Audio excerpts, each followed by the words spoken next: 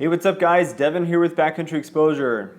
I have on the table today the Ribz Front Pack, which I'm very excited to talk about because this is easily one of the better purchases that I have made for my backpacking system this year specifically, but just in general, it is one of the best purchases I've made. So let's get into what I love about this pack, a couple things that have been a little tricky with it, but overall, this thing is awesome and I highly recommend that anybody that wants to have a little bit more versatility and function in their backpacking system should consider putting this bag on the list. So let's talk about what I really like about this.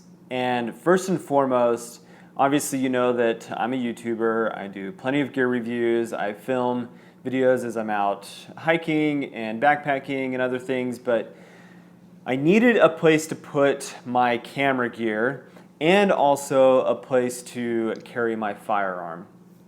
These were the two very specific things that I needed to have more space and more convenient places to access than the traditional like waist belt or a holster, situations like that.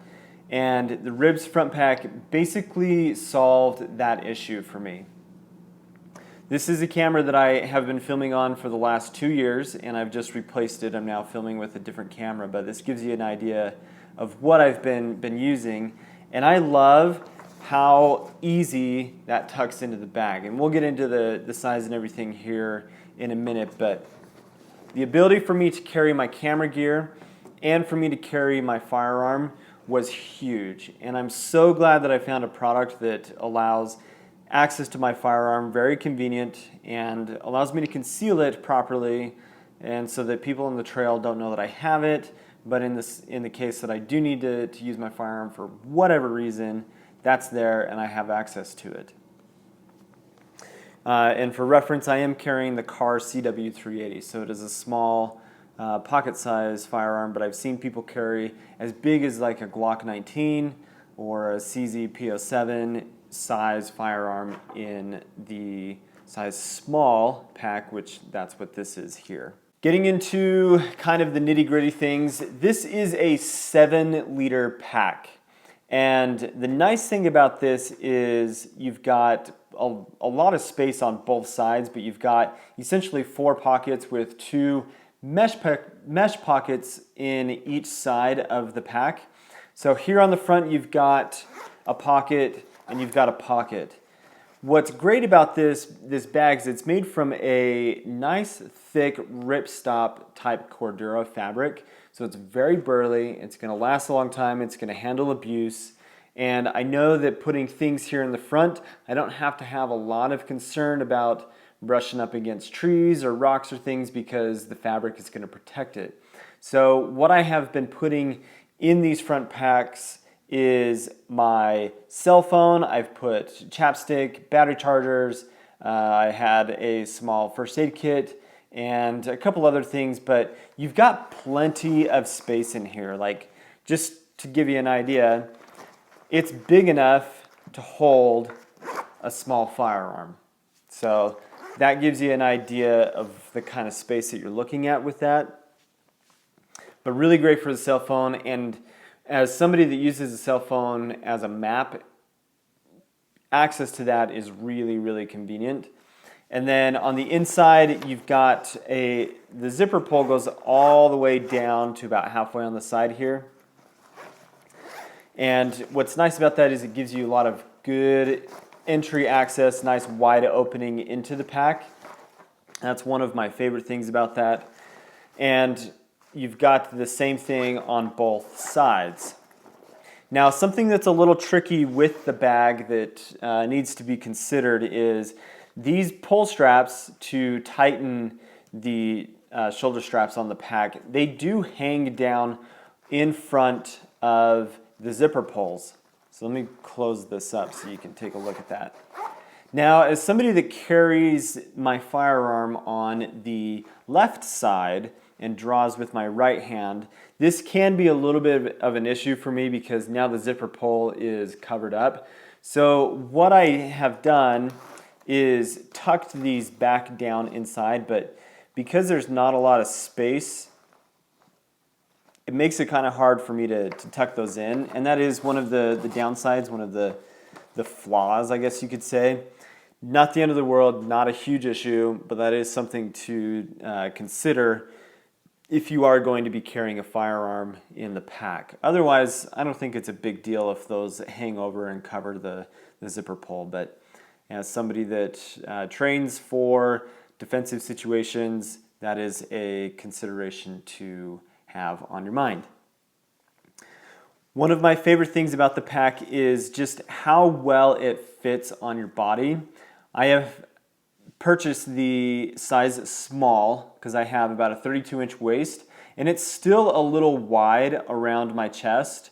From about this point and this point, about the edge of the pocket, on the outside pocket, it does wrap around my side quite a bit, and if the zipper gets pulled too far over to the side, it can make it a little hard to get into, especially because the shoulder straps on my backpack actually do come over the side of the pack. So I don't have as much space as I would like because it is a little bit bigger than I would expect it to be, but again, not a big issue, not something to get concerned about. Overall, it's just a really, really nice pack. The shoulder straps have enough padding on them to where you're not going to get fatigued in your shoulders. In fact, I noticed that once I got this tight around my chest, the weight actually came off of my shoulders, similar to tightening down the waist belt on a backpack, and it was really comfortable. One other downside to the pack is it does not breathe, and I noticed that I got really sweaty even in like 65, 70 degree temperatures.